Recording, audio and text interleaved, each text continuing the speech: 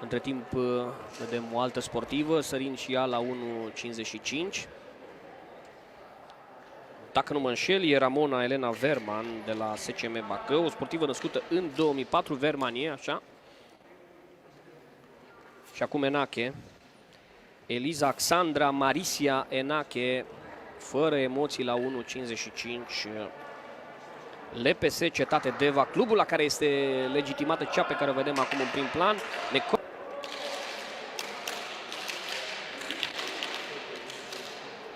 Spuneam importante și performanțele obținute. Abia acum anticipasem cumva, reușește însă de data aceasta Coșerariu să treacă peste ușor Sita Vacerne. Noi vedem și reluare. Toate sunt reușite. N-a lipsit mult să treacă Chiriacescu peste această înălțime de 1,75. A avut o intrare, să zicem, ezitantă în concurs, fără probleme la 1,75.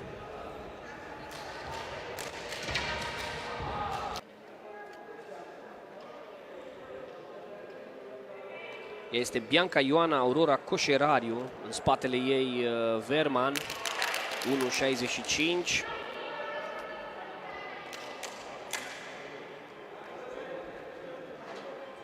Rămâne de văzut dacă fetele vor continua. Între timp apar și băieții în prețul ăsta accesibil. Coșerariu acum la 1,65.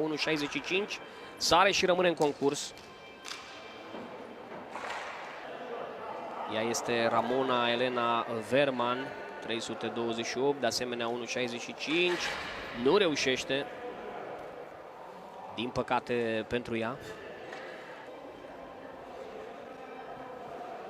Sunt probe care se desfășoară în același timp. O vedem acum pe Enache. Un elan foarte mare, cel mai mare din concurs. Trece din prima încercare la 1,65. Destul de greu pentru 1,80. Rengle sare la 1,65 Alesia Maria Rengle. Ultimul moment, Cosmin Andrei Petrea.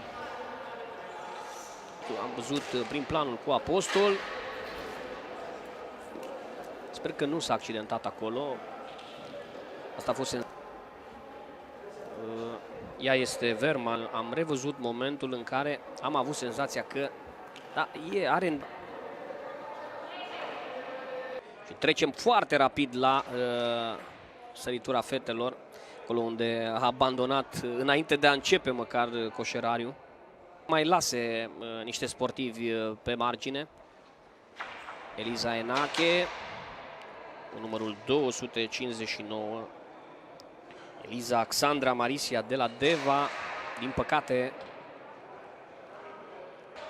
o șansă bună și una dintre favoritele la medalie. Revenim la Alesia Maria Rengle, 1,69 pentru orădeancă. Să vedem, e născută în 2003, anul acesta e anul la care ajunge la majorat, steag alb. Semnul numai de pace, dar și de izbândă în atletism. Dacă trece, rămâne în concurs. Apostol trece, Chiriacescu nu. Vom vedea cu cine am rămas la luptă în continuare și mai ales vom vedea cui atârnăm medaliile în final. Primele 3 locuri. Enache în acest prim plan, o fată extremul, avem ierarhie, avem medaliile, doar că nu știm cât de, să zicem, plină de faimă e strălucirea aurului pentru Necoară, funcție și de cât va reuși să sară. Enache, a doua încercare la 1,69 m pentru Enache. Vine Enache și... Mama mia! Am avut senzația pentru câteva fracțiuni de secundă că va trece. Cele din urmă cade bara. Partipriuri, Gheorghe Florinel Bledea doborât. Devine din ce în ce mai interesantă disputa Rengle Apostol. 1,73, prima încercare pentru Federica Gabriela Apostol de la CSM Bacău. născută în 2003.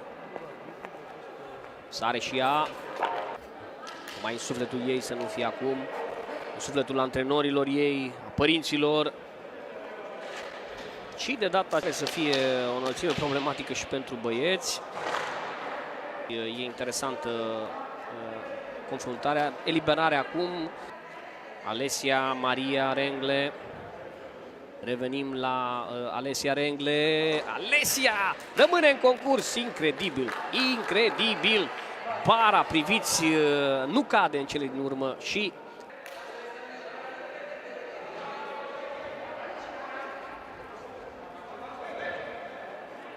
Apostol sare. Punând din nou presiune Federica Gabriela Apostol. Toate privirile sunt ațintite asupra ei aici în sală.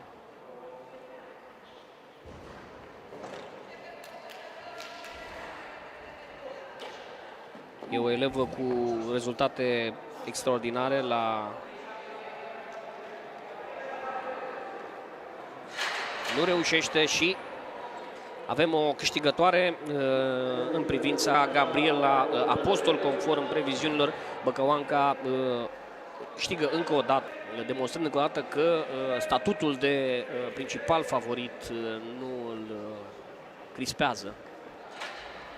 Nu reușește, doboară Federica Gabriela Apostol, dar are două încercări la dispoziție. O vedem la 1,83 m, are titlul de campion.